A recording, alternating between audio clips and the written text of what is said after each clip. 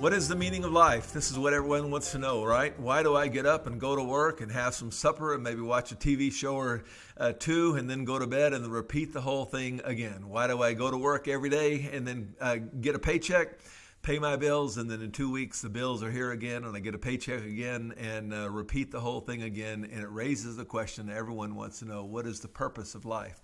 What is the meaning of life? What is my purpose here? Why am I here and what am I to do? Well, the coach of the number one Clemson says, my purpose is to glorify God. The head coach of the top-ranked college football team and defending national champion says life isn't all about sports. Clemson's head coach, Debo Swinney, said during a press conference this week that he wants his team to focus on one word this year, and that word is purpose.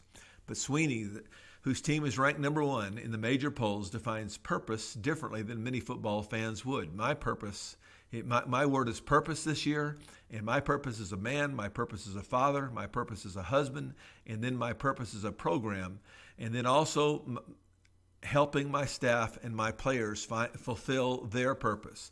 I'm just really convicted of that. We've all had a lot of success. I'm going into year 11, but we stayed true to who we are the whole way. I know what my purpose is as a man, and that is to glorify God. To glorify God. The purpose of life is to glorify God. The framers of the Westminster Shorter Catechism. Baptists don't use catechisms too much, and you may be a little intimidated by the word, but the word simply means a means of teaching kids basic theology. It is written in a question and answer format because one of the best ways to teach anybody is in a question and answer format, and people learn when they say. And kids, you can tell those kids till they're blue in the face, and they're not going to learn it until they say it. And so this was written in a question and answer format where the parent was taught to ask, what is the chief end of man? And the kid was taught to reply, the chief end of man is to glorify God and to enjoy him forever.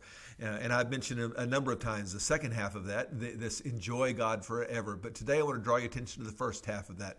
The chief end of man is to glorify God. Your purpose is to orient your life around the glory of God. The word simply means to make God look good.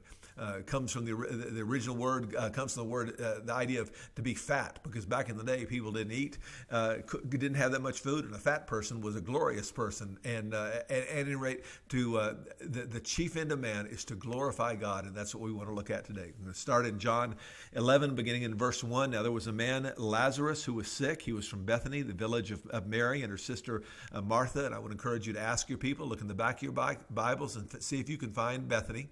And how far is it from Jerusalem, and how long would it take to get from Bethany to Jerusalem? And the answer is about 2 miles. And if you walk a really fast walk, you could do that in 30 minutes. Slow walk, you could do it in 40.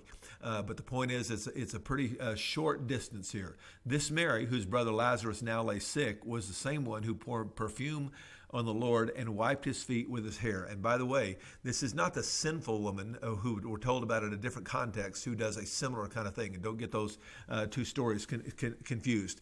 Verse 3, so the sisters sent word to Jesus, Lord, the one you love is sick. Lord, the one you love is sick. One thing you want to draw your attention to is the basis of their prayer is not something in us. They said rightly, the basis of the request was not something that was in them. It was something that was in Jesus. Not the Lord, the one who loves you is sick, but Lord, the one you love. Something in you. You love them, and the one you love is sick. Verse 4, when he heard this, Jesus said, this sickness will not end in death. It's going to go through death. Every one of us is going to go through death, but it will not end in death. This sickness will not end in death. No, it is for God's glory, so that God's Son may be glorified through it. And this is the reason for everything. And by the way, I showed a little video you may want to show to your people about the second death of Lazarus, and a place where